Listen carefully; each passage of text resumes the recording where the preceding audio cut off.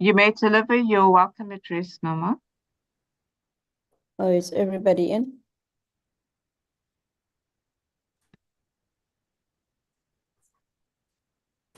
Good afternoon, everyone. To our facilitator, Dr. Tembo, our speaker this afternoon, candidate attorney at the Refugee and Migrant Rights Program in Durban, Miss Nyangiwe. We also have our students here who are with us as panelists. So it is my great pleasure to welcome you to this important webinar that we are hosting at the University of KwaZulu-Natal. My name is Noma Zondo, and I'm the Executive Director of Corporate Relations at UKZN. It is my honor to be here with you today as we gather under the theme Solidarity with Refugees for a world where refugees are welcome. This event is particularly significant as we join the international community in commemoration of World Refugee Day. I know we are doing it towards the end of the month, but at least it's still within the month of June. This day is dedicated to honoring the courage, strength, and determination of millions of women, men and children who are forced to flee their homes due to persecution, conflict, and violence. World Refugee Day is an opportunity for us to draw attention to the plight of refugees and to celebrate their extraordinary resilience.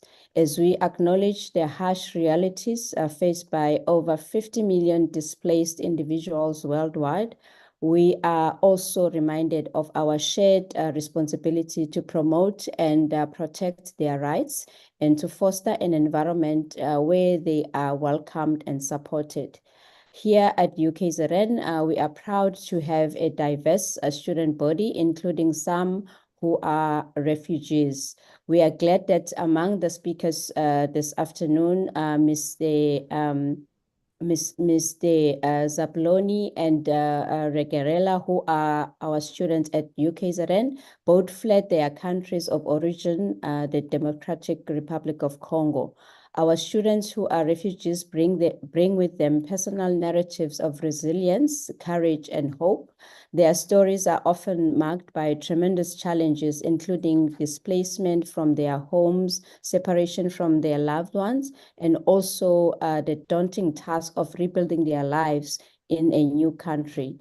Their stories are a powerful reminder of a fundamental role that family plays in the pursuit of freedom and stability. They are also here to share their perspectives on the challenges of living as a refugees, and also the unique difficulties faced by refugee students. Despite the many obstacles, they continue to demonstrate an unwavering commitment to their education and their future. They enrich our campuses with their unique perspectives, cultural background, and experiences.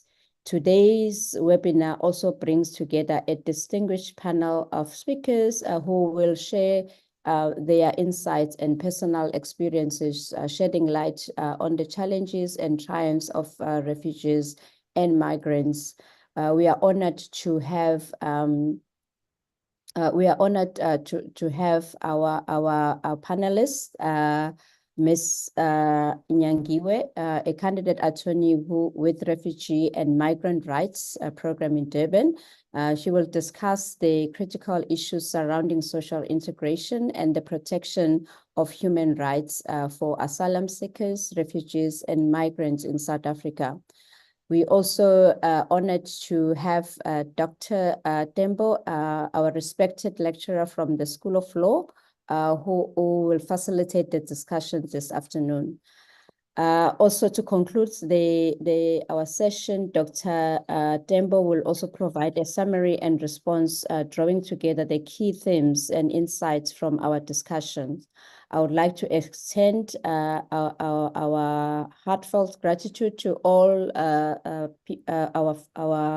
participants here this afternoon, our panelists, and also the facilitator, and also for all the contribution that are going to be vital for this conversation. And to all those who are joining us today online, thank you for your engagement and commitment to supporting refugees. So let us use this platform to deepen our understanding, inspire action, and reinforce our solidarity for refugees. Together, we can strive for a world where every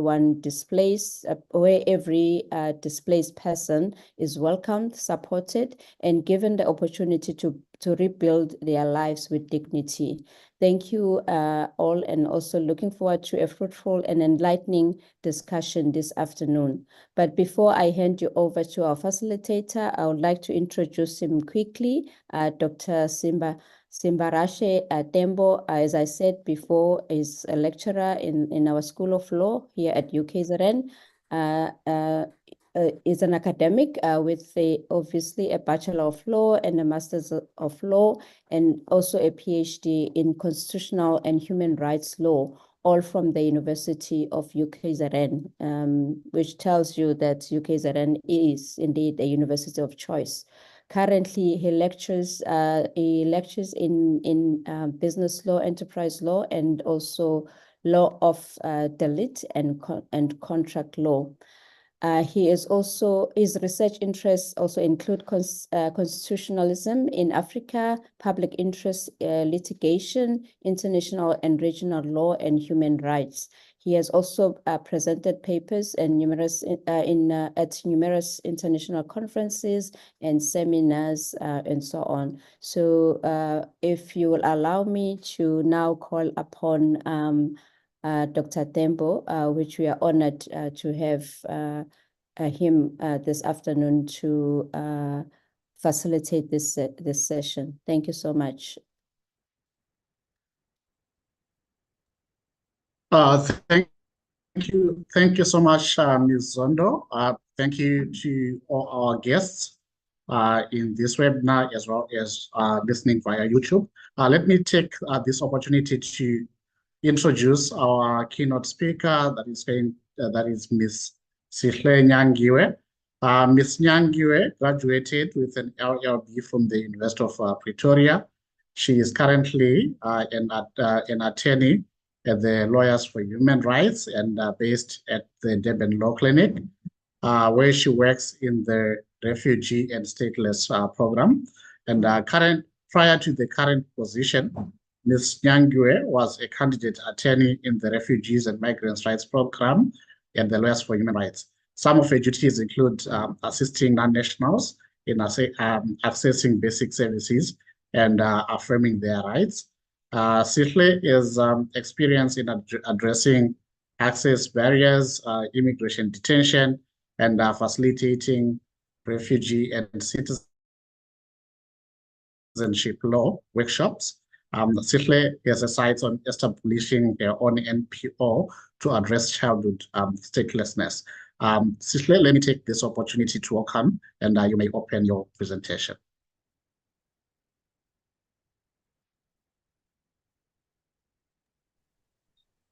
Thank you so much, Dr. T. That sounded so serious. Thank you so much for the introduction.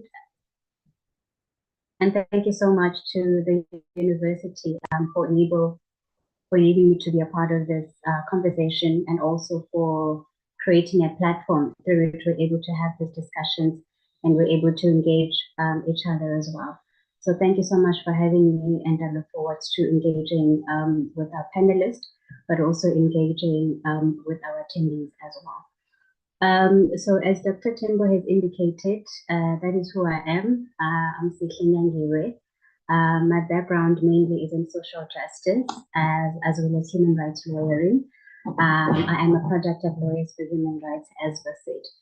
So my role for today is to take you through the social integration or social inclusion, as I'd like to refer to it, and then underscore the challenges then that confront our non-nationals, as I like to call them, but they do define the categories as well. And then I'll also take you through some of the solutions then that we employ at the Rural Clinic, but also some of the solutions that we think are important in alleviating the barriers that exist within the system as well.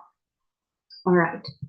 So by way of introduction, you will know that even though there's a lot of movement across the country and across the world and across the African continent as a whole, but what we're noticing is that this particular country of ours continues to be a destination of choice, not only for asylum seekers and refugees, but for migrants alike. Then it is important for us to be able to distinguish then the categories of migrants that flock to our shores and that seek protection from our country. So you will note in my presentation then that I've categorized them in three. You've got asylum seekers, you've got refugees, you've also got migrants as well. Then you've also got people who then hold more than one category. We sometimes have a stateless refugee or a stateless asylum seeker or a stateless person as well.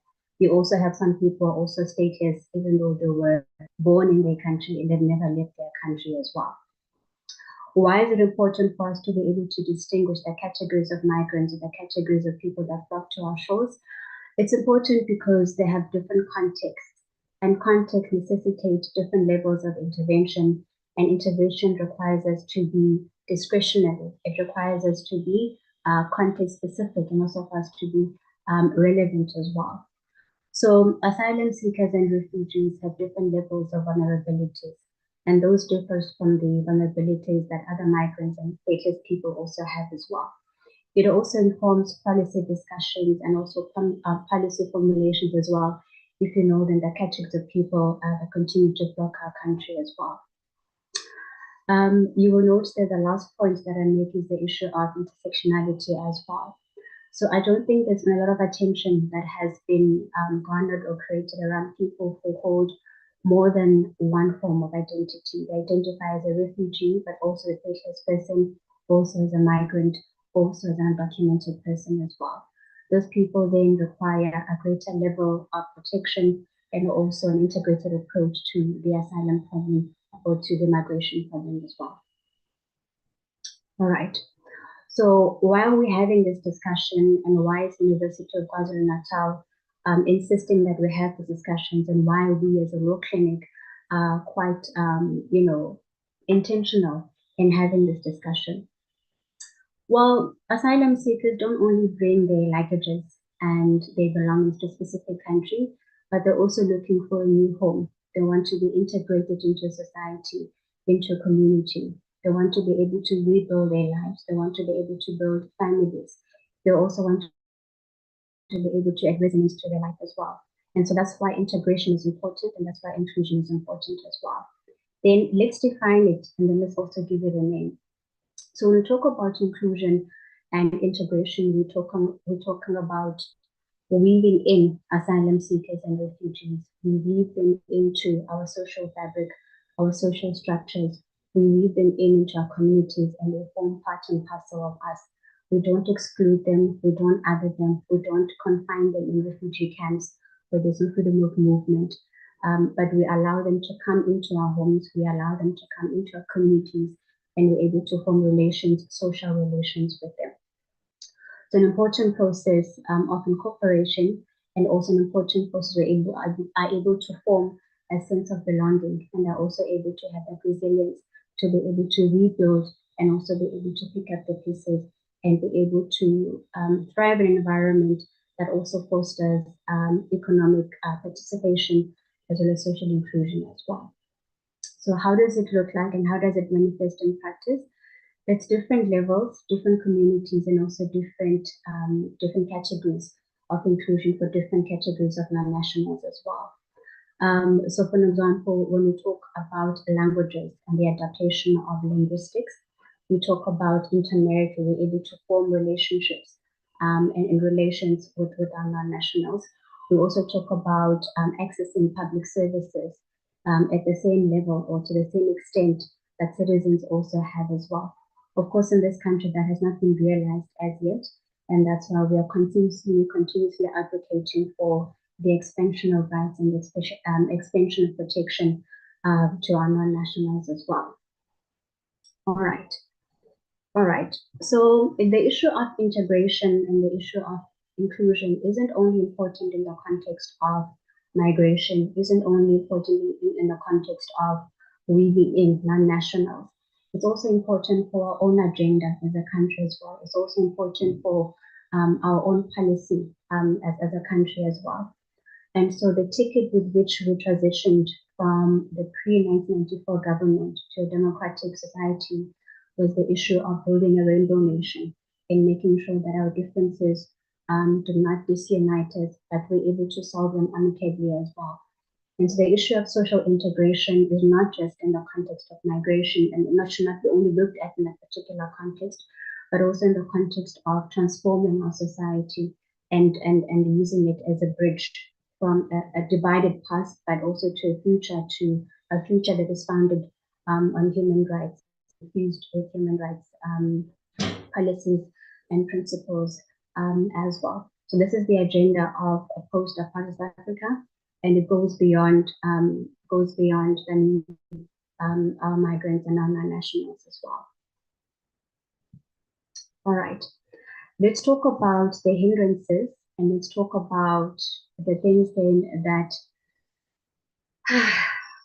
yeah, let's talk about the hindrances and the barriers that our people face, and what we can be able to do at a policy level, at a clinic level, and perhaps even at an academic level to be able to address some of the challenges that hinder the cohesion project and that also hinder the integration project as well, and also our project as post-apartheid South Africa as well.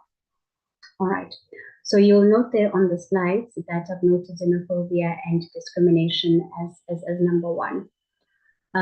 So SA is no stranger to xenophobic attacks and sentiments, discrimination along ethnic and nationality lines as well.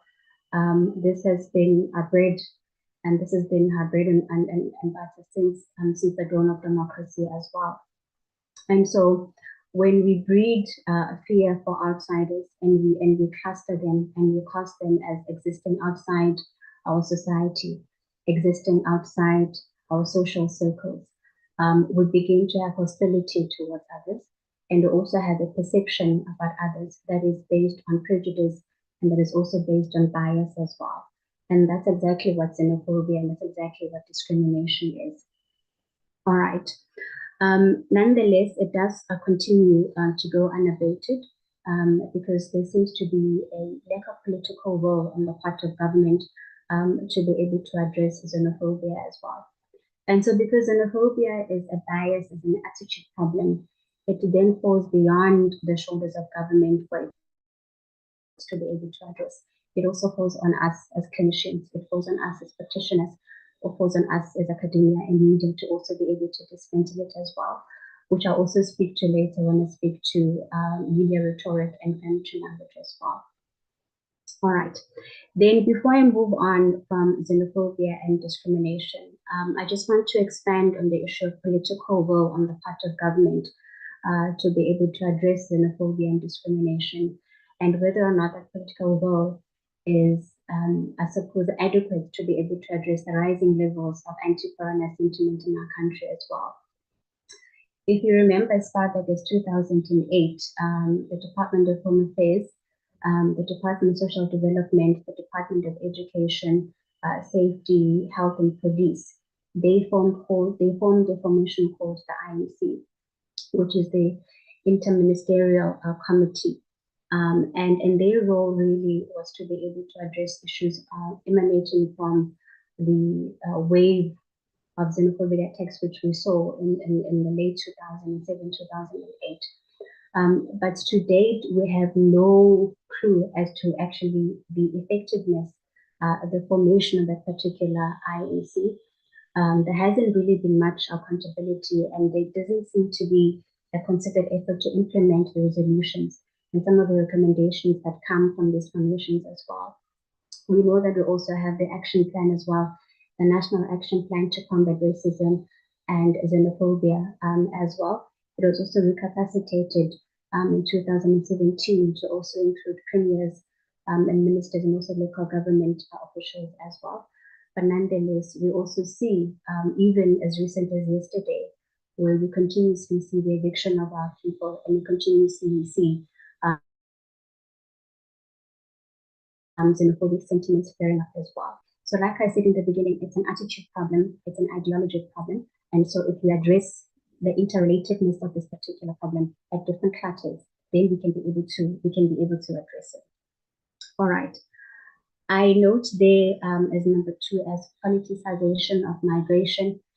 And what I mean by there is the lens, is the view that we have adopted, the idea that migration is a threat to security, to national security, the idea that migration is a curse, and that migration is a defeat, and that we're not able to integrate with our non-nationals as well. So what that does actually is weaken our economic participation, but also fuels then xenophobic sentiments and xenophobic sentiments, and the impression that everybody who comes into our country has a sinister motive, and they essentially want to loaf, and that they have no real asylum claim. When in reality we know that our African countries and African counterparts suffer from real issues of security, disruption of order, and disruption of peace as well. But once we adopt this particular lens to migration, we begin to become desensitized, and we begin to view even asylum seekers, even refugees, as having no real legitimate claim to asylum, but as people who come to loaf, and people that must be dealt with even through security and even through violence as well. All right. Number 3, the formation of anti-migrant groups, and then I note the, for example, Operation Dudula. So we are no strangers to seeing the formation of anti-migrant groups. We've seen this from the early 90s in the countries of Alexandria and also in Soweto as well. But recently, we will look at this an increment and the rise of the creation of these particular groups. It's not only Operation Dudula, it's also in the social media space, formations such as Put South Africa First, the All Truck Drivers Association, which advocates for 100% employment in the freight industry, but specifically for citizens. So what these anti-migrant groups then do, they actually take the law into their own hands, and they exercise powers which they don't have, and they also then perpetuate the history of violence that we're trying to get away from. All right. So these formations also portray migration as a curse rather than as a blessing, or rather as an opportunity for us to be able to integrate within our countries, but also within the African context as well. All right, let's speak about inflammatory language and rhetoric that politicians, and of course that we also see playing out in the media space as well. Right. So what inflammatory language does then, it sows division, it fuels hatred. So even though through, for example, media discourse, it can be criticized and it can be condemned, when we use it and in our social circles, we become desensitized to it. And when we become desensitized to it, we come to normalize it. When we come to normalize it, then we are not able to see the human rights element in it. We start to cluster and to label people as people that must be, dumped, that are criminal, that are baggage, or that have no real value, have no real economic value for the country as well. And so this kind of toxic language thing, if you view it against the backdrop of our current social, political, and economic climates, you will realize then the kind of impact that it can have. We are currently facing high levels of unemployment, high levels of crimes, high levels of insecurity, and many other social ills as well. And so when we have this kind of rhetoric among our politicians, but also even in our social media spaces as well, we create an environment of disunity, and your divisions are actually sown between us as well. Then lastly, I speak to violence. And so ultimately, a combination of these factors, it creates a society that nurtures hatred, disunity, and anti-migrant sentiment, which ultimately ignites xenophobic sentiments as well. All right.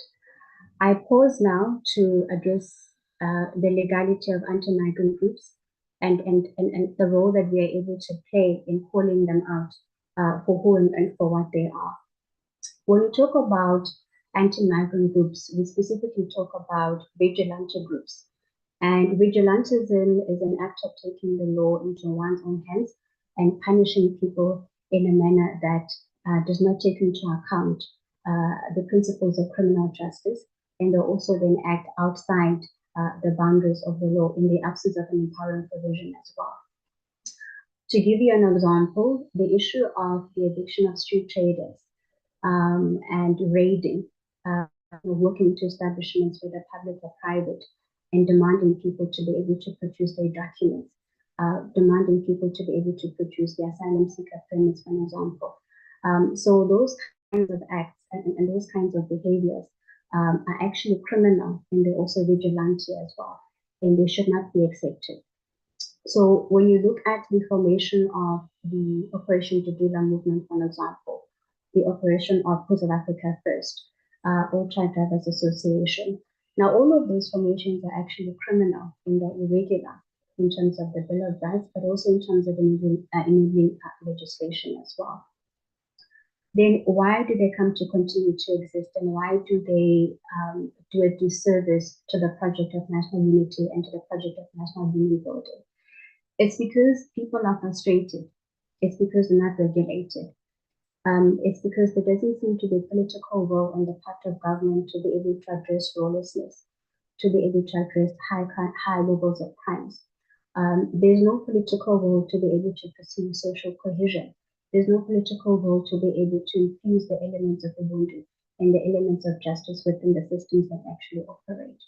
And so for as long as you lack political will, and for as long as you lack a considered effort to pursue social cohesion, you'll forever have an environment where these kinds of groups are able to take formation, and they're able to continue to breed and do disservice rather to the unity project as well. All right.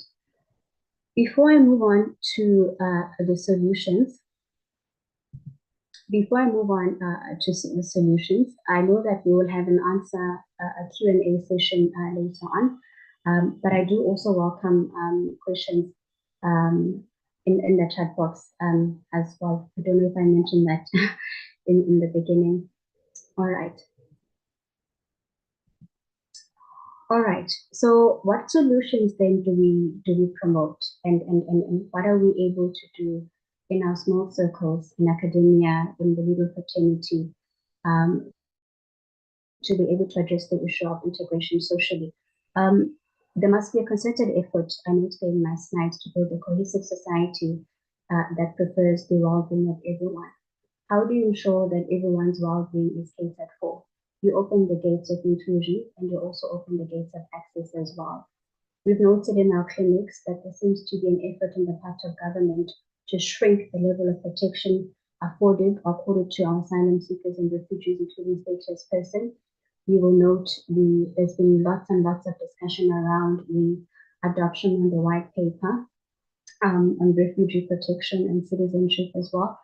So that is an indication of the direction that the government has taken to shrink and also to reduce the rights that are afforded to asylum seekers and stateless persons as well. We've also noted then the barriers that continue to be in place insofar as accessing pathways to documentation is also concerned as well. Barriers that exist in birth registration, barriers that exist within the issuance of ID documents as well, and also barriers in practice, but also in law, in accessing citizenship and permanent residence in this country as well. And so for as long as we have a government that is aimed at shrinking protection and even wanting to withdraw from international covenants that provide protection to people, we'll forever have a problem of integration and disunity as well. I note there that there should also be a considered effort to promote human rights and non-discrimination as well. So that's basically the role of the legal fraternity, but also academics such as yourselves as well. And also for us, and also for academia, basically the whole lot of us, to be able to ensure that there's proper implementation of the immigration detention laws and also refugee laws as well.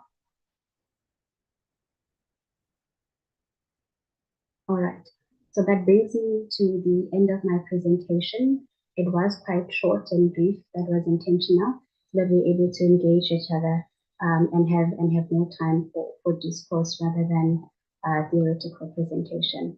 Thanks so much for paying attention, and I'm just going to hand over the reins to the facilitator. All right. Thank you so much. Thank you so much, Ms. Nyangiwe.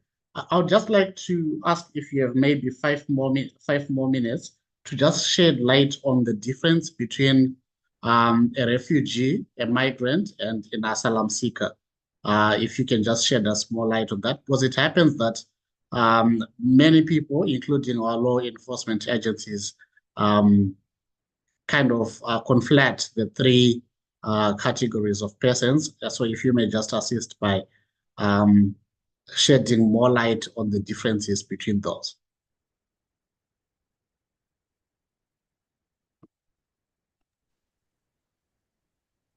Thanks for your question. I'm just reading the comments in the chat that people couldn't hear me and also they couldn't see my slides. My apologies. Let me answer your question, Dr. Tembo. I think perhaps I can share my presentation later on with the colleagues that couldn't see the presentation and also that couldn't hear me. I think that question is very important because it speaks to understanding. It also speaks to the protection that people are able to access based on the categories of statuses that they actually come to hold. When we speak about a migrant, we speak about a person who voluntarily leaves their country of origin in search of greener pastures, in search of a better life. They always have the option of going back to their countries of origin, and there's a variety of push and pull factors that can regulate their migration. Then the difference between that kind of person who voluntarily leaves his or her country based on a variety of pull and pull factors, the difference between that person and an asylum seeker or a refugee is that an asylum seeker is compelled to depart, is compelled to leave their countries based on the issue of persecution. And they mainly are being persecuted because of who they are and also because of what they are. Persecution because of they belong to a particular social group, because they belong to a particular nationality or a racial identity. They share or they practice a specific religion, or they hold or they are believed to hold a specific political ideology as well. So because of those reasons, then people are often persecuted either by the state or an agent or private person, and then the conditions in the country will become so intolerable that people see no other alternative but to actually leave their country and to seek protection elsewhere, which is the host country or the country of refuge as well. The main difference between an asylum seeker and a refugee is that the refugee person has already been given legal recognition of the refugee status, whereas an asylum seeker seeks that particular recognition as well. But I propose myself to also reiterate that refugee status is declaratory. In other words, we don't give you legal status to make you a refugee. We give you the status of a refugee because you are a refugee. And so even prior to the actual pronouncement and prior to the actual appointment, you should also be given protections and mechanisms in law to be able to integrate and also for the country to fulfill its obligation in terms of international law to provide a safe haven for all those who come and flock to our country. So I think the distinction is important because it also speaks to some of the challenges that we will be able to face and also how we're able to respond as a society and also how law enforcement agents also ought to respond when they're confronted with different categories of migrants and not for them to clutter them into one box because their vulnerabilities are different, but also the context under which they play is also different as well.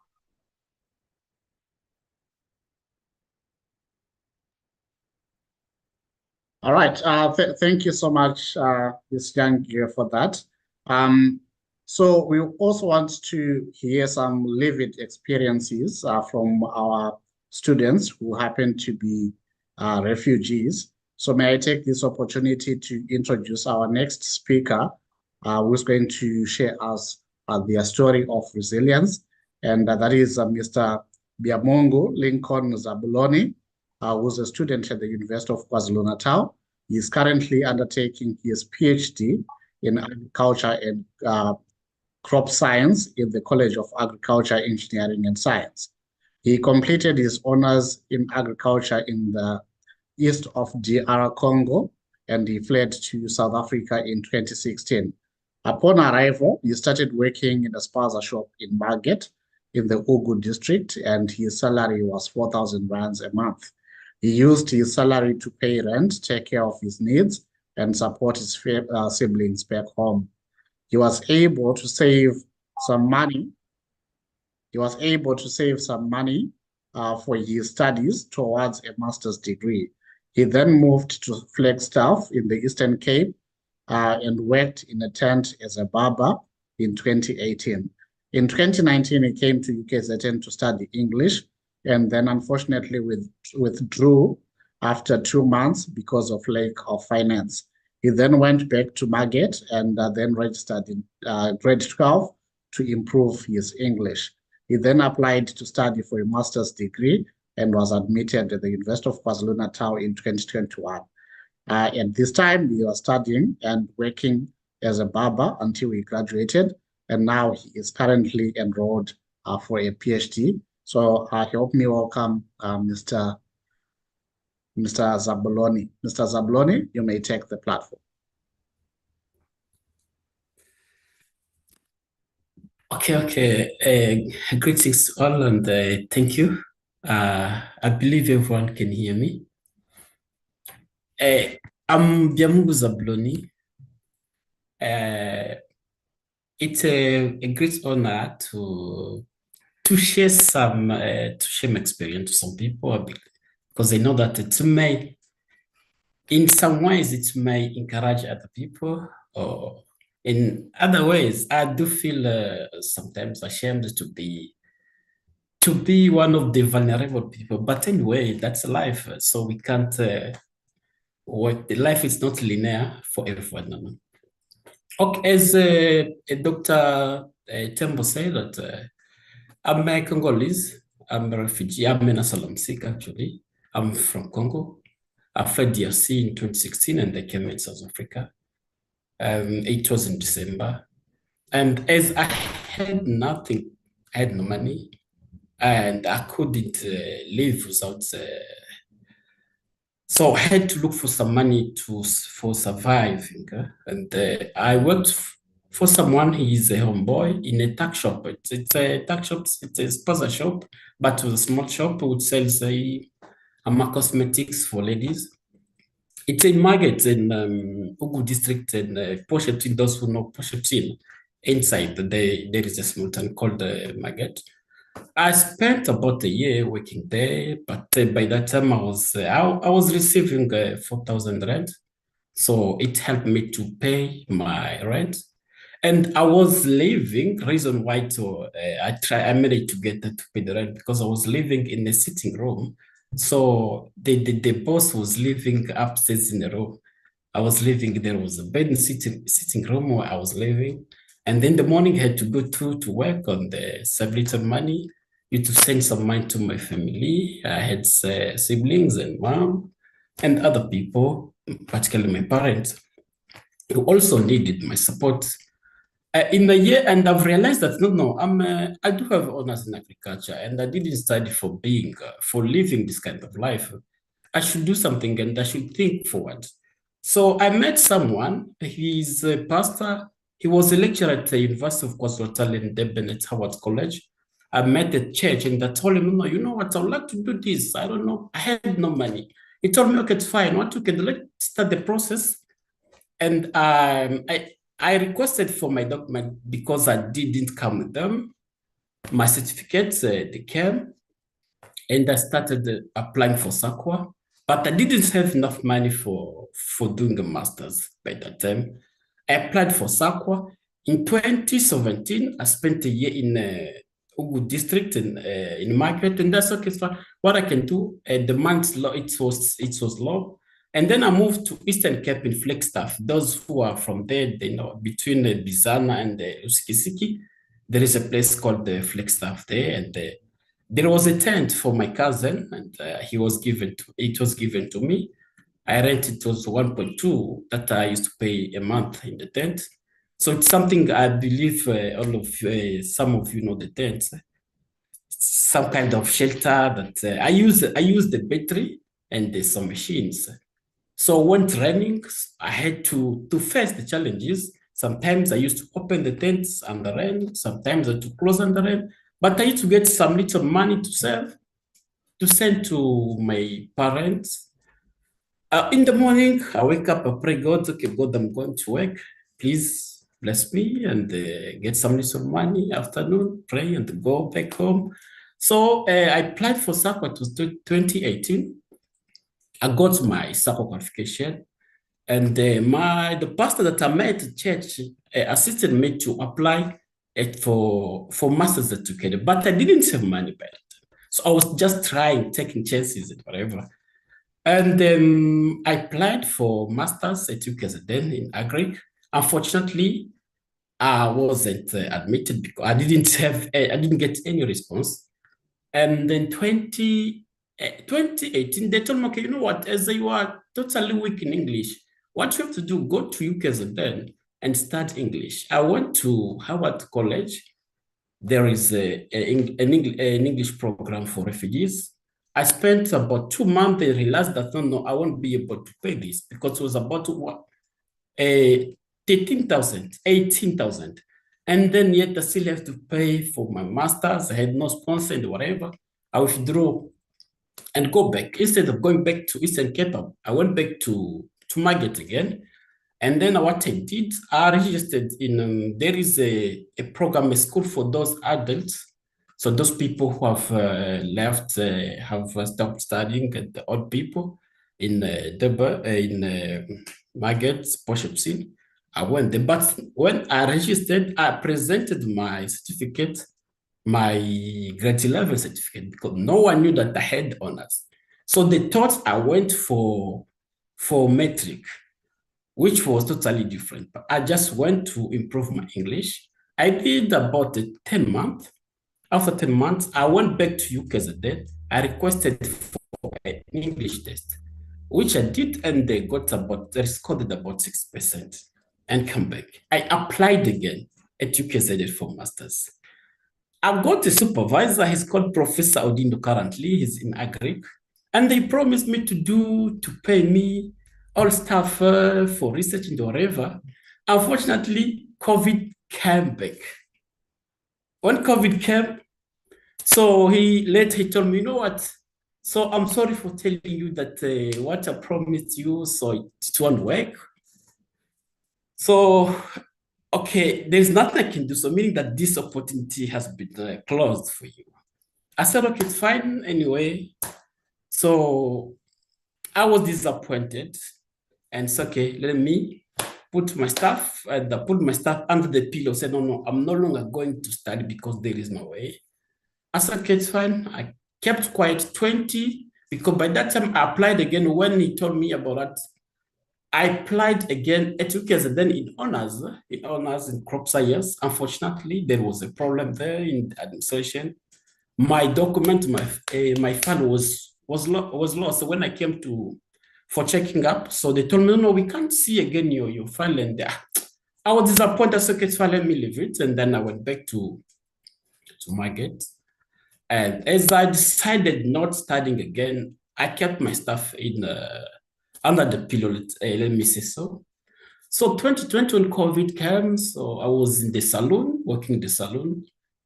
So those about 3 months or 6 to 6 months without working. So we managed to survive. In September, the cousin of mine, the one who told me, who asked me to apply for SAQA, sent me a message and told me, you know what, Now UKZN has opened the application. Please, can you try again and apply? As I was disappointed, and it's okay. Let me try applying again. And I applied. So I came to UKZN. Before applying, I came to UKZN in Agri campus. I met one professor. I met the previous one. He told me, okay, you know what we can go to one professor called Professor Mdara. He's a Zimbabwean. I believe he can be, because I wanted coursework to improve English, and because I've spent more years without studying, so that can affect my research, whatever. And then he directed me to the professor. I met the professor, told me, okay, what we can do, go and write a research proposal. Research proposal, I've already spent years without studying, so my brain is not fresh. I tried to write something, and then I wrote something on a topic that I didn't know, in food security. And then I applied in September 2020. Surprisingly, I received a message in January 2021 that, no, you have been admitted. I've been admitted. That's okay, it's fine. But I realized that I had some money because I was saving money from 2017. I've been saving money for my school fees. That's okay, it's fine. When in 2021, in February, I registered, and that's okay, it's fine. Now I'm not. So what I used to do when I'm studying, I had to stop, and I stopped working. And the money that I have been saving, that was the money I was using. So I was doing nothing. I did 6 months let me say indoor, because I wasn't working and consuming the money that I've been saving for masters and whatever, restoration, school fees, and rent, everything. So I was at home. And I realized, no, if I don't work, so I won't survive. Let me, after the first semester, when I finished the first semester in masters, and then I started my Baba work. I started working and doing the second semester, working doing my second semester in 2022. The same, that was I was doing, and completed before I finished in February 22, my supervisor told me, okay, you know what we can do? So let us help you because it was a research, it was an interview. They have to go to the villages to interview people. It was about food security, assessment of food security, and there were some programs. So I only had money to pay my school fees and the restoration and what I can say, and the rent. But about this research data collection, I had nothing. And then I was surprised one day, told me, you know what, we're going to support your data collection. I said, okay, thank you God for that.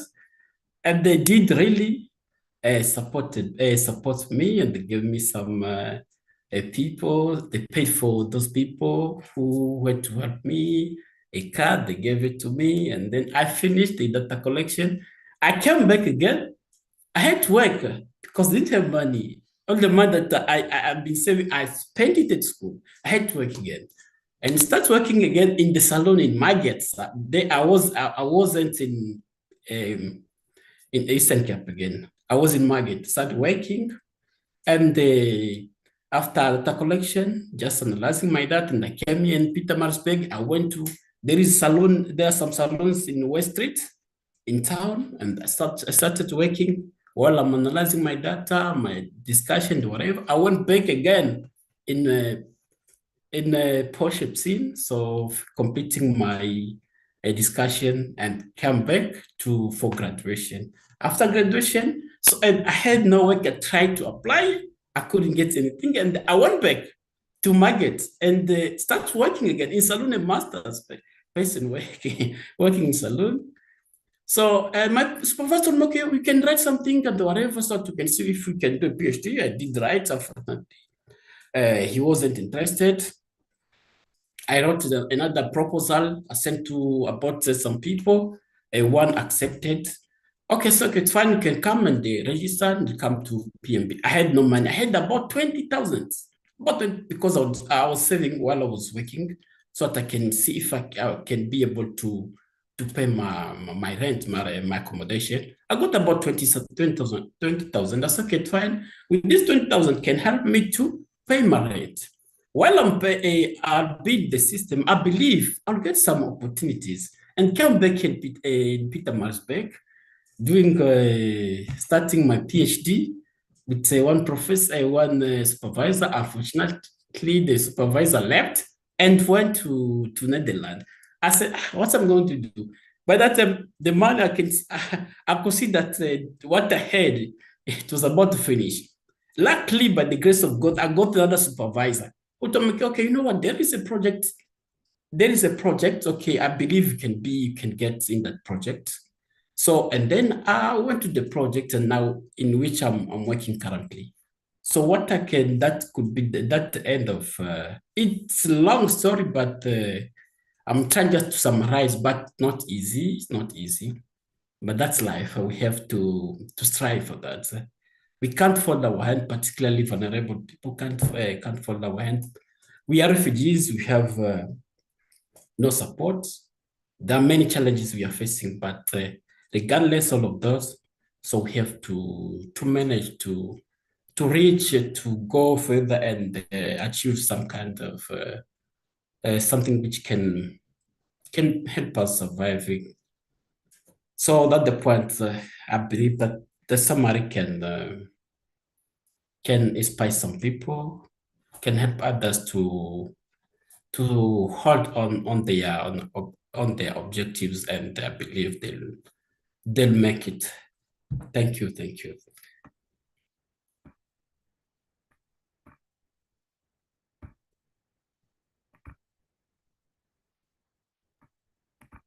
Right. Thank you so much, Mr. Zabuloni, for sharing with us your story of hope and resilience. I believe that the story is inspiring to many other people who find themselves in similar situations. And would like to call upon Mr. Christophant to give his presentation on his own story of hope and resilience. And Mr. Christophant Rugerela is an international relations student in the College of Humanities. He was born in the Democratic Republic of Congo and completed his matric in Eastern DRC. He fled to South Africa in 2007, and upon arrival, he got his job as a car guard in Umbilo Road. This was not a salaried position, but somehow he managed to save 1,000 rands per month. His second job was a security at a tuck shop on Point Road with a salary of 350 rands a week, which was a huge challenge for him. The savings from his two jobs helped him pay school fees for an English course that he attended at the university. After 1 year of his English course, he did find another job of picking up pieces of boxes on the street and selling them. The money that he made from his job motivated him to register at the university. A few months later, his sister arrived, also having run away from home due to the war. And whilst he did not have enough money to accommodate her, he negotiated with his landlord to accommodate his sister in the small room as well. He lived next to a small bar, and the owner of that bar heard him speaking broken English, and he called him to help him push his car, and then asked him to start guarding his customers' cars every evening. The money that he earned from that job, he supported him and his sister for 2 years, and he is currently enrolled at the University of KwaZulu-Natal and for an honors degree. Thank you so much, Mr. Christophant. You may take the podium. Thank you so much. I think you can hear me. Can you hear me? Yes, we can hear you. Yes. Thank you so much, Doctor. Yeah, thank you for giving me this opportunity to speak to you today. But I cannot really express myself without saying thank you to my family, my brother Bukuru Mulumbu and my sister Bahati, and also my parents. Also, I should say thank you to South Africa as a country, because if today maybe I have this opportunity to speak to you and maybe speak English because of being given that chance and that opportunity to study here. And so I should say thank you to my lectures in political science and international relations, and also in media, because I have also a honors in media. My story and my experience is quite long, but I will try to narrow it down. I'll try to make sure it's a little bit short, because if I narrate it as it is, it may take time.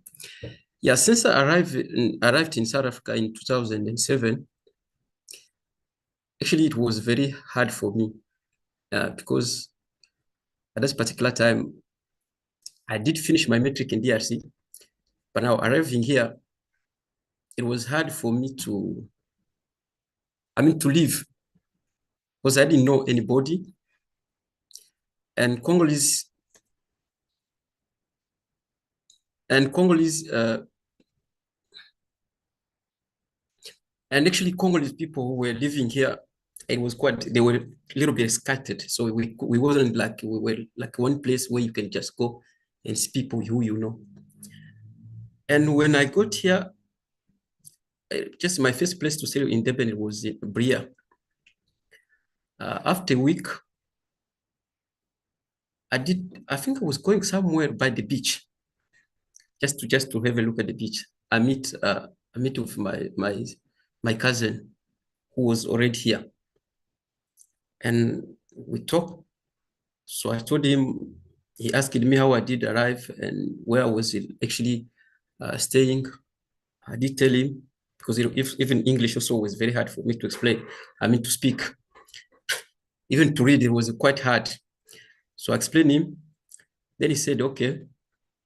Asking me if I'm okay at that place. I said, no, I'm okay. He said, okay. He asked me about the clothes, if I did have a stuff like a dress. I said, I told him, no, I didn't have anything to dress. So he did give me one, imagine, he did give me one t-shirt and one short, I think. This is how I did have like a cloth. Then the guy I'll share the road with him from Maputo to South Africa. This guy, because he knew how to cut the hair. He was a barber. Me, I never tried that in DRC. As I said, like DRC, I was still studying. Then that guy, as soon as he did start to cut the hair, he told me, he advised me to go and look for a job. I told him, yeah, I can go and look for a job. But now the problem is that I do not know the road here. I do not know the places. And actually, I don't know where to ask a job. And my English also, it's funny. No, the guy told me, no, just go only and try to ask, like, go to any shop you see and tell them that you are from DRC, actually, you are a refugee, you are looking for a job. I said, oh, okay, let me just go then. I was very lucky.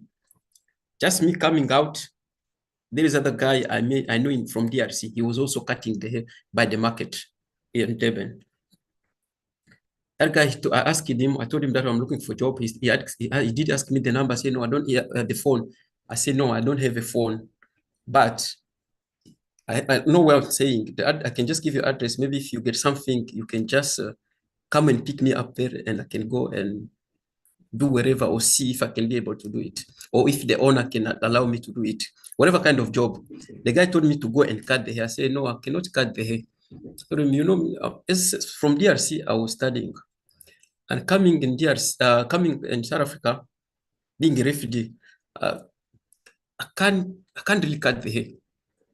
I can do something else. Any kind of job I can do, except cutting the hair. I don't like cutting the hair. Oh, the guy said, okay.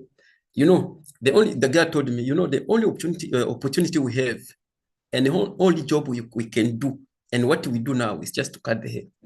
I told him, no, I'm not gonna cut the hair. And top of that, it's still gonna take me time to learn how to cut the hair. The guy said, okay, let me try something else.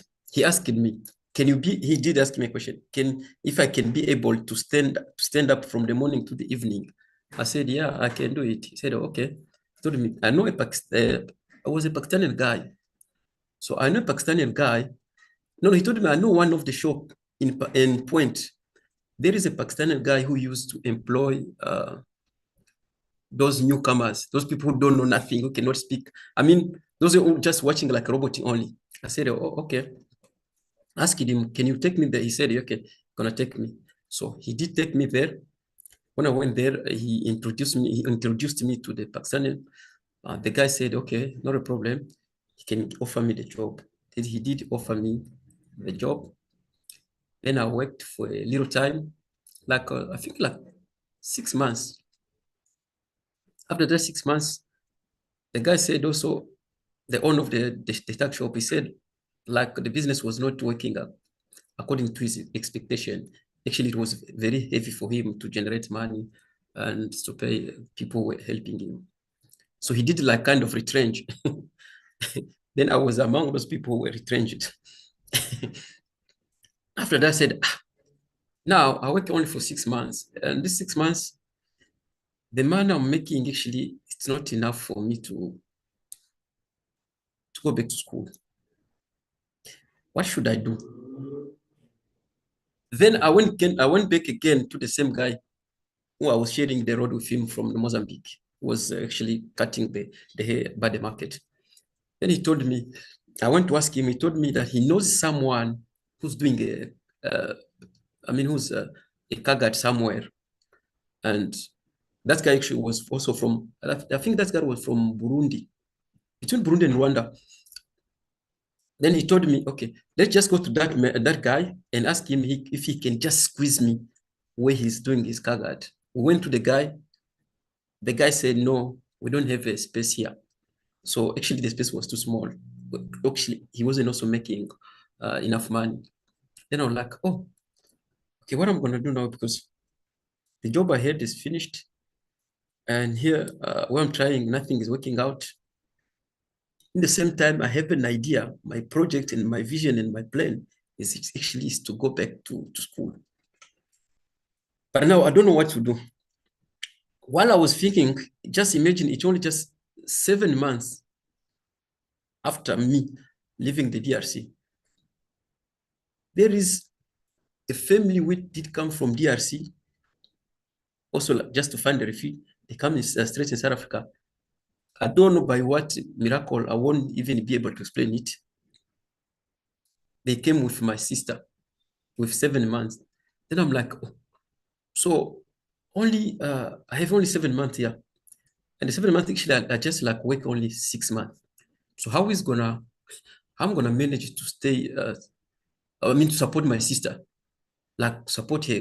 I don't know what I'm gonna do. Actually, that family also said, we come with your sister, we were just helping. But now, since we arrive in South Africa, we don't have also the possibility, or we don't have, the way or enough to survive. And the only option here is just you. They're telling me now to take your sister because actually we can't stay with her. Then I'm like, oh. Said, no, I had some money. I had like was like 5,000 rand, which actually when I was working, I said, okay, let me just accept it, because if I refuse it, or if I refuse her, it won't look good. Even if she's gonna phone her home, like she sees me as a brother, and I didn't wanna accept to stay with her or to accommodate her or to support her, it won't look good. I said, okay, I think I'll just accept it, and we're gonna just pray. Whatever will come, okay, we'll take it as it comes. Yes, I accepted to stay with her. I took her, and I went to negotiate with my landlord. I told my landlord, because actually we were staying two in that small room, me and my other friend, Kurumulumbu. So I also explained to him that it's a surprise. It's something I didn't plan. I didn't know. Actually, also I was shocked, but I'm in a situation where I have no choice. I have to accept the reality as it is. That I negotiate to stay with my sister. The man said, okay, not a problem. We're gonna try to share and see whatever, where the future is gonna take us. Then we start sharing. But I started sharing where I was renting, actually next to the flat where I was renting, there was like a tavern. And that tavern, they used to, I mean, it usually started from 12 up to 11 o'clock, 10 o'clock. Then one of the days, I was just sitting there. I saw the owner of the tavern came to me. He asked me if I should help him just to push his car. When I helped him to push the car, then he asked me, I mean, my origin. I said, no, I'm from DRC. You know, like, oh, you're from DRC? I said, yeah. He said, but in DRC, they speak French. How do you speak a kind of English? I said, yeah, only the English where I'm speaking English, I just learned it from here. I said, oh, he told me, but your English is broken. I said, yeah, it is really broken because my first time to speak English is just here in South Africa. I said, okay. He asked me where I'm working. I was like, no, I was working somewhere by Point Road, but the job got finished. Currently, I don't have a job. I said, yeah, okay. Ask me, is it possible for you to start guarding the cars for my customers? I said, actually, that's what I'm looking for. He said, oh, okay. He told me, I'm not going to give you a job today. Let me first go and see the manager, talk to my manager, then now the owner of the tavern. Then I'll come back to you. I said, okay, I'll be waiting. He went to see his manager. They spoke. Actually, he came back. He came back after 1 month. And he told me, okay, now I can start the job. After he gave me that opportunity, I started working.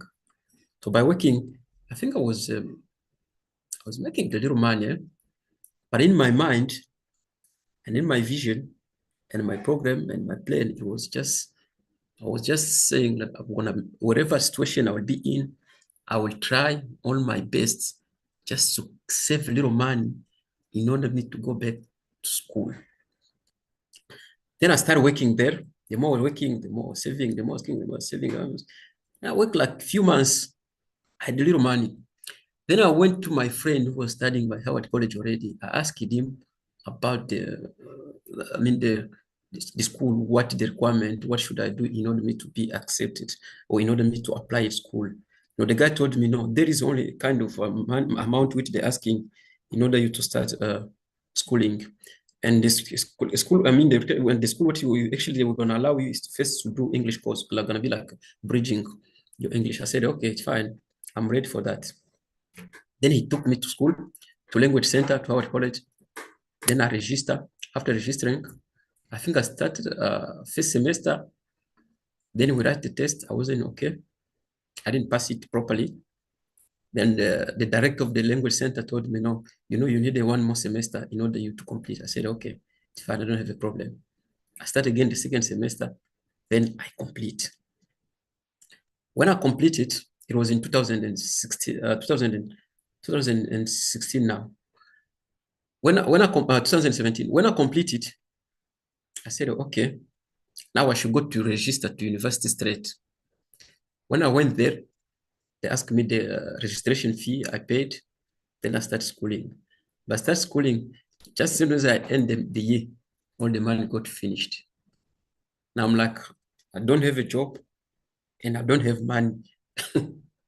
So what I have to do, actually now I have to think again how I'm going to get money or how I'm going to make money in order for me to go back to school or how I'm going to get a job. So I went back to the white guy who gave me the job, the Kaga job. So I explained him. By explaining him, the time while I was explaining him, there is this guy, who's a white guy, who came while I was talking to him, and he just came near us, and he heard how I was explaining. Then he was kind of interested of my story. It was an Irish guy. Then he asked me my origin. I told him.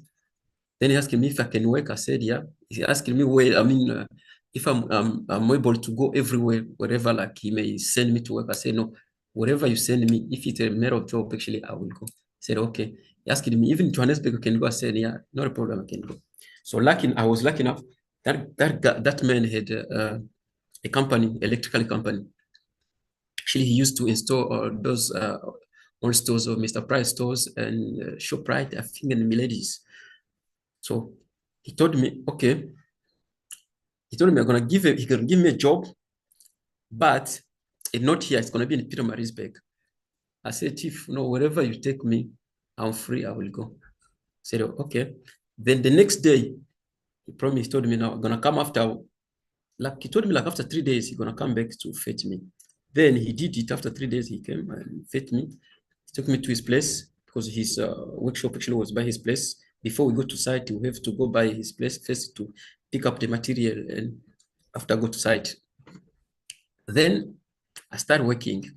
So from that particular point, so the man was paying me, he was paying me a good salary. It wasn't that bad. So that man, actually, I was just saving it because I knew that I started university already and I haven't finished. I didn't even complete a degree, just 1 year. So I have to save. I have to look at my savings very seriously and have to be kind of smart in terms of saving. I couldn't waste money. Then I started saving. So I see like I made it. I think it was like 40,000. Then I'm like, now with this 40,000, I think this now can allow me to go back to university. This is how I go back again to university. Then I did my second year and do my third year. After the money again got finished, because when I should go back to school, it should just be school one way. I couldn't look at something else because I was very scared. Like if I fail, maybe the system may reject me. Because my friend also was studying by Howard. He told me here, Howard College, once you fail this, the system rejects, and when the system rejects you, actually it's quite hard again to be accepted. And I'm like, oh, okay, this I was just leaving everything. I should just focus only at school. Then I completed my degree. After completing my degree, I said, okay, now it's fine.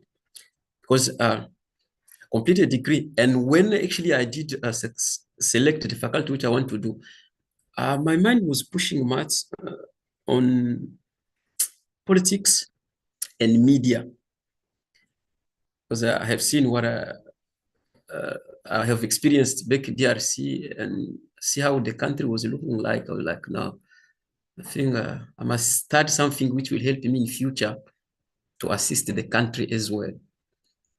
This is how I did do politics. Then I said, okay, as I now completed degree, let me go also do media. Let me go first work again, then do study media. When I finish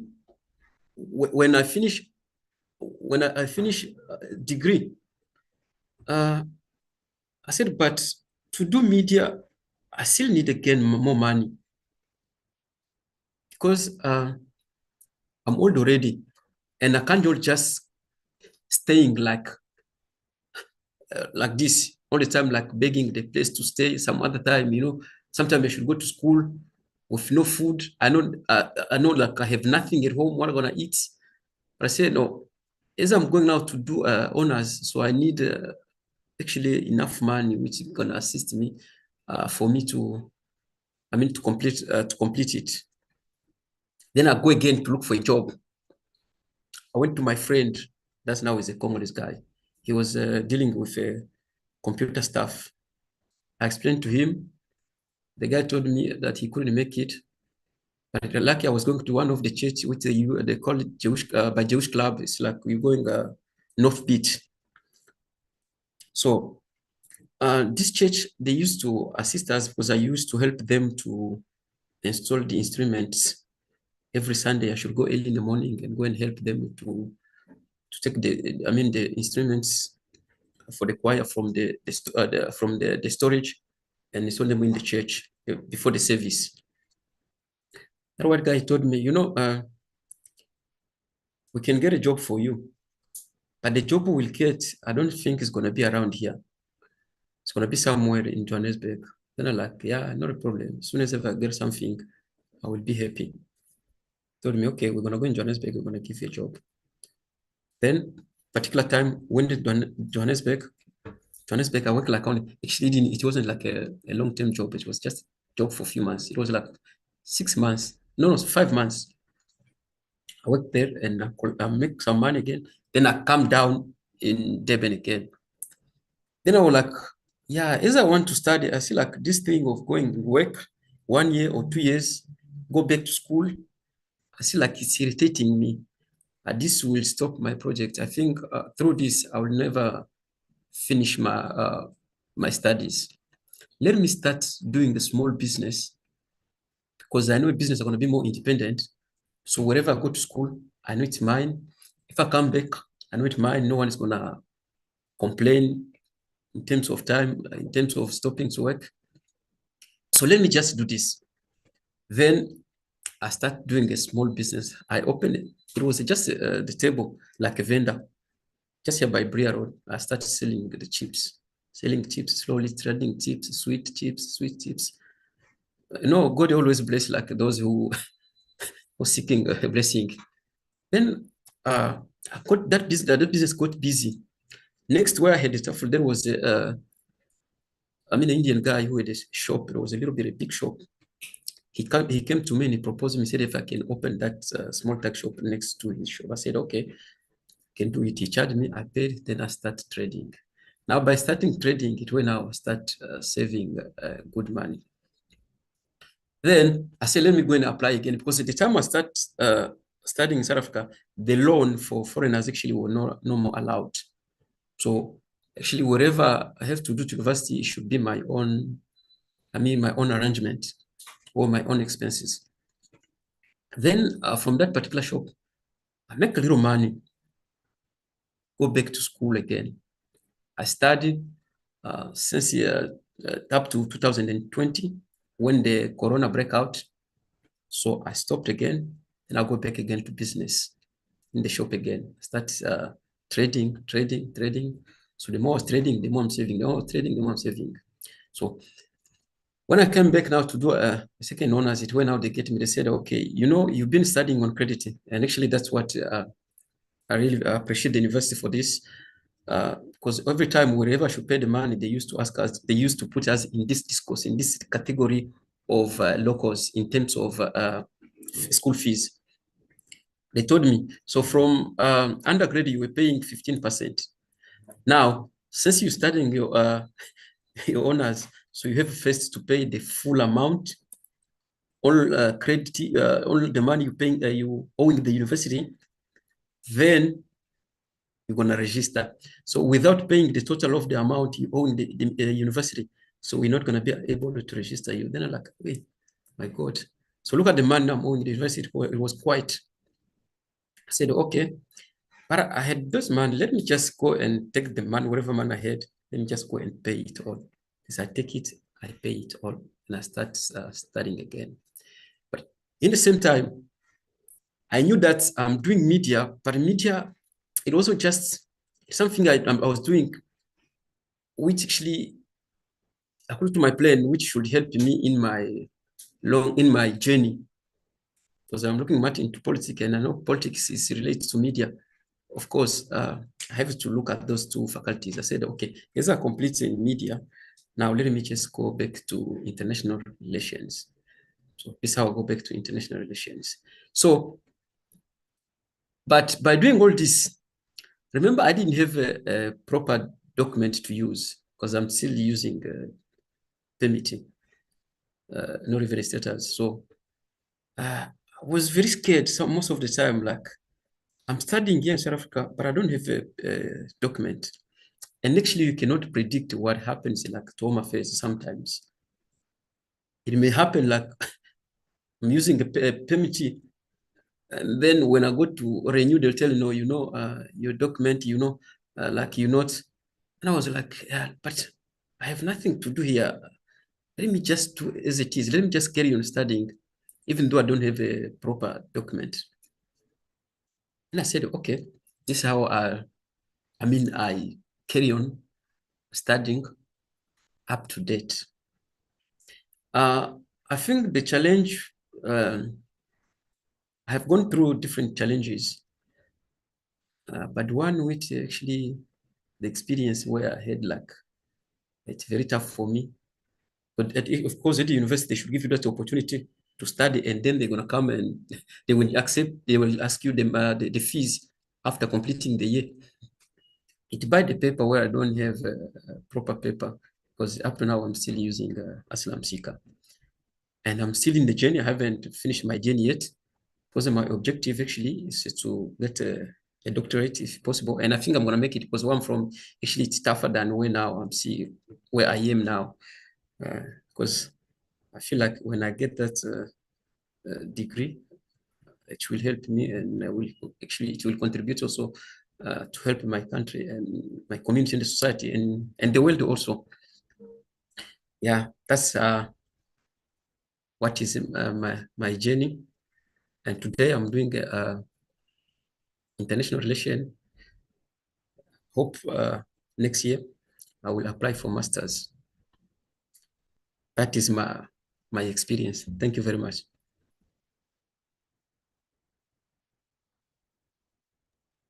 Yeah, thank you so much, Mr. Rugulela.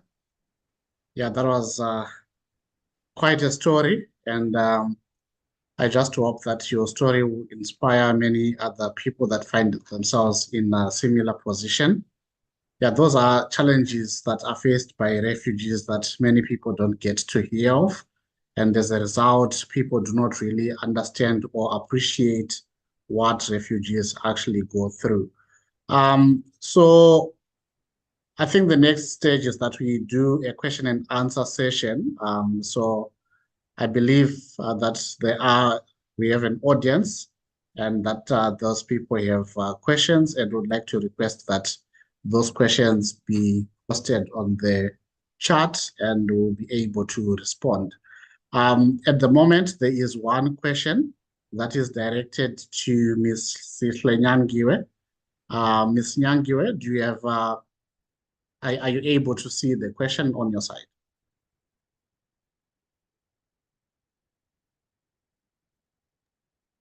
Yes, I'm able to see the question, and I'm also able to answer as well. All right, perfect. Thank you. You may respond to the question. All right. Thanks for the question, Aaron. Thank you so much for your question. I think it's an important question, and I think it's an important question that necessitates real introspection. So the first part of it, you allude to the shrinking of rights, which I also alluded to in my presentation as well, where the department then seeks to then withdraw from the 1951 convention and then go back and consent to it, but go back to it with reservation. You also raised the issue of anti-migrant groups, which I also alluded to in my presentation as well. So your question is basically, do I think that cohesion is important, and what do I think about the aforesaid? I'll start with answering the latter. I am an optimistic, so I do think that integration and cohesion is possible, but I also think that you need an enabling environment to be able to address disunity and disparity as well. What is an enabling environment? It's an environment where we first and foremost root out endemic corruption. It's an environment where we first and foremost also overcome the barriers caused by inequality and poverty and unemployment as well. Once you begin to root out corruption, and also once you root out to address the issues of poverty and unemployment as well, you begin to be able to then uproot that which actually divides and that which actually creates disparities between different types and different groups of people as well. So by the enabling environment, it requires collaboration, it requires political will, it requires pressure from civil society organization. It also requires a great deal of introspection, like I said, a great deal of introspection to understand that it's an intertwined problem that also requires a multi-pronged approach as well. But it is possible, but the environment also needs to be enabling as well. When you root out the economic disparities, and you also infuse then elements of human rights protection as well. Then in the beginning, you mentioned about the Department of Home Affairs wanting to withdraw from the 1951 convention, go back to it, and also the prevalence of anti-migrant groups. You'd remember in the presentation that I gave was that the reason why they are prevalent and the reason why they continue to exist is because they're not regulated and they don't have a legal body. They don't have a legal personality as well. So it's quite difficult to be able to place them on terms if they don't exist legally as well. And the reason why they come to continue is because there's a trust deficit between us and the law enforcement agents, or between us and government as well. And so once you begin to bridge that gap where there's a lack of trust between ourselves as a community and government, and then the law enforcement agents as well. You also then are able to begin to then solve the path of incorporating as well. So what have we done as civil society agents to be able to address this issue? So Kopanong Africa Against Xenophobia, that's the name of the civil society organization, coupled with others in Johannesburg, they have now taken the department to court, and they've also placed them on terms, and they've also called them to account and called on them to be able to take action as well. There's an application that was launched by Kopanong Against Xenophobia in Africa, and they're presented by SERIF, also a civil society organization in Johannesburg. And the relief that they're seeking there is an interdict against the harassment, against the eviction, against the hate speech that has been perpetuated by anti-migrant groups, including Operation Tudula as well. Operation Tudula as well is also registered as a political party as well. So I guess in that regard, we're able to then sort of like call them to account and call them to task as well. So in that particular application, we're basically asking the government to be able to declare that the SAPS or the police service that actually failed in their duties constitutionally to be able to protect all citizens, including migrants, including asylum seekers, also including refugee as well. We're also asking the court to be able to declare that vigilante groups have no place in our system, have no place in our host nations, and also must be able to, the court must also be able to declare that only the Department of Home Affairs, as custodians of people's identity and the custodians of people's citizenship, only they're able to request documentation, only they're able to call people to account in respect of their citizenship or status, and not specifically vigilante groups as well. So it's a whole host of relief that is being sought by the court, and we hope that through that particular application taking place in Gauteng and Johannesburg, we'll be able to see then some level of action taken by the courts, but also politically by the executive to the Department of Home Affairs as well. I hope that answers your question.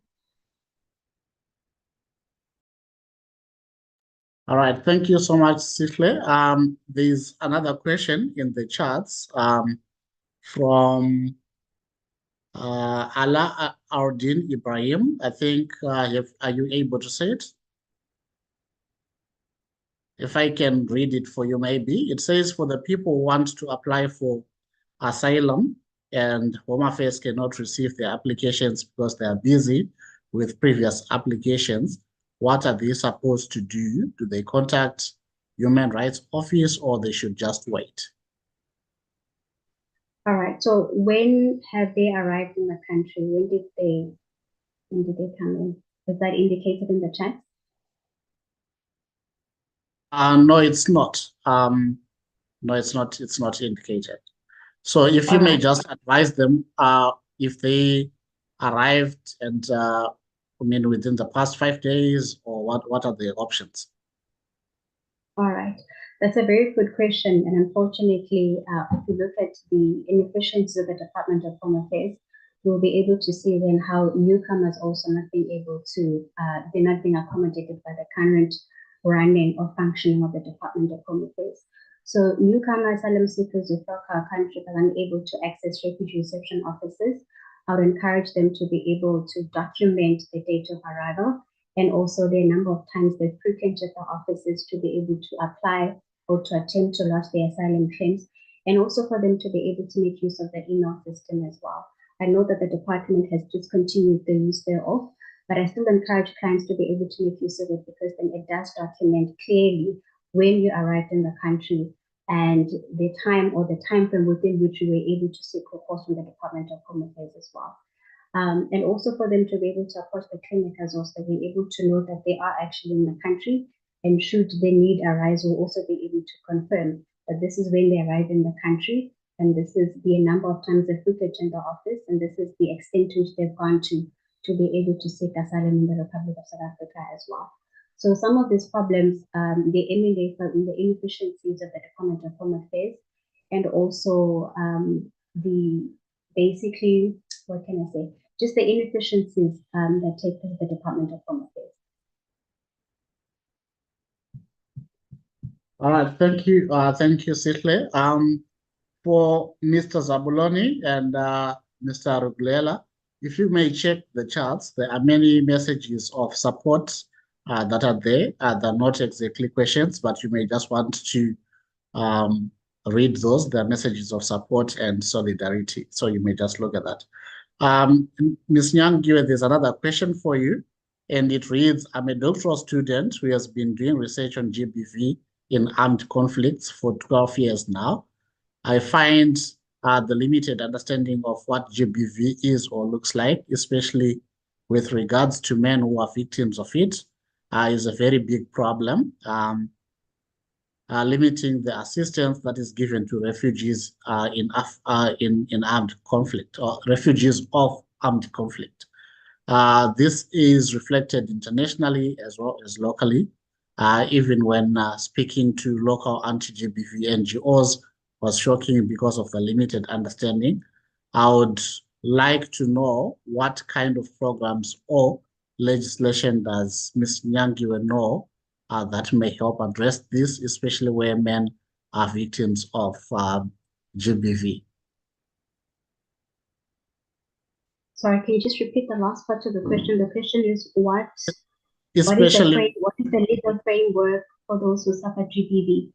yes, of men in armed conflicts. Specifically men in South Africa, but those engaging in armed conflict. Locally and internationally. All right. So locally as well, we have the same laws that applies to everyone, not specifically laws that cater for only men. So Sexual Violence Act, Domestic Violence Act, Sexual Offences Act, and of course the Constitution as well. So we don't have specific laws that only cater for men who've suffered gender-based violence. So the same framework that applies generally to the entire public would also be able to cover men as well. But of course, socially and politically as well, we've always attributed violence as something that is only suffered by women and something that is a problem for women that also must be addressed by women as well. And so that is a stereotype that you would find sometimes infused within policy and practice, and sometimes within the law as well. But the same laws that govern domestic violence, gender or sexual-based violence would also then be applicable to men as well. All right, thank you. I do not see any other question. All right, so in that case, let me take an opportunity to just reflect on what we have read today. So Ms. Nyangiwe's presentation dealt with the challenges that are faced by refugees, and then we heard the lived experiences from the students that are enrolled at the University of KwaZulu-Natal that are also refugees, right? So Ms. Nyangiwe's presentation showed that refugees are a group of migrants that are protected by refugee law at both international and domestic level. And the magnitude and the complexity of current trends are influenced by prevalence of conflict, especially in Africa, as we have also heard from the lived experiences of the two students that they actually fled the DRC Congo as a result of the armed struggle there. So according to the UNCHR, there are more than 80% of people that flee their countries to find refuge in neighboring countries. And in most cases, the neighboring countries host refugees, and they also have their own challenges, economic and social challenges. And normally it is these economic and social challenges that then create a conflict between the locals and the refugees and other immigrants as they start to compete for the little resources that are found in those countries. As a result, refugees and other immigrants are often seen as burdening the economy. And it is also important to note that amongst these refugees are children. And yeah, so regardless of the differences that may arise from the reasons for refugee seeking or from fleeing a particular country, these are people that are protected by international law.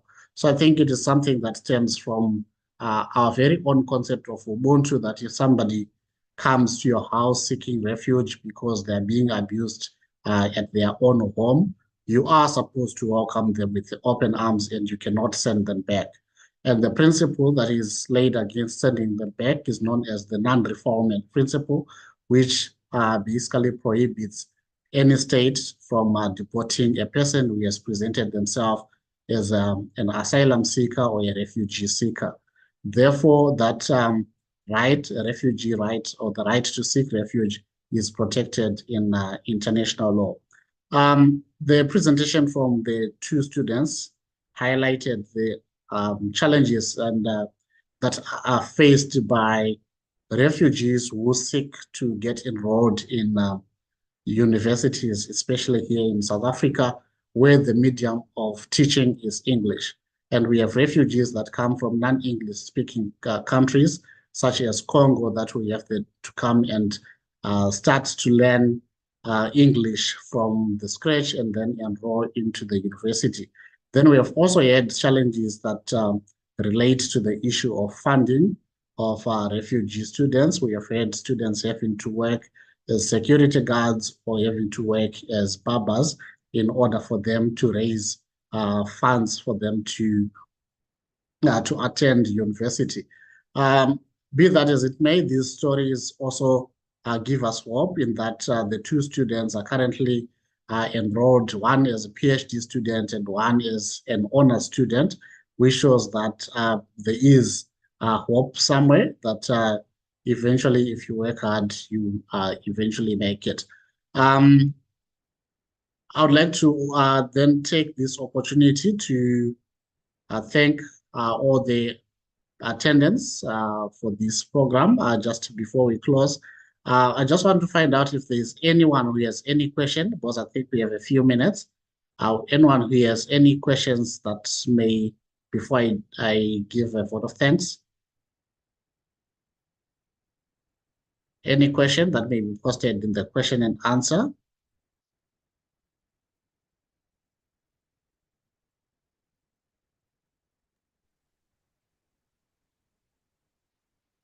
All right, I see there is one which I believe is a comment rather than a question, and that's for Sihle, I believe.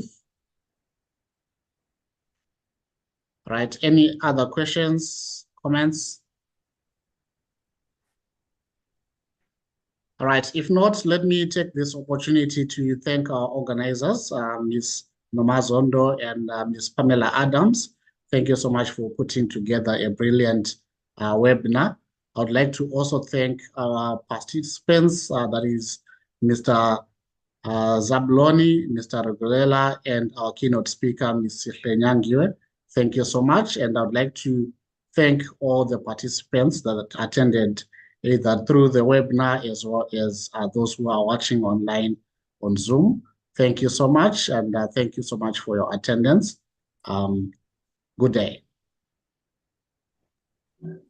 Thank you. Bye. Thank you for the great Thank you very much. job in facilitating as well. Thank you so much. Thank you.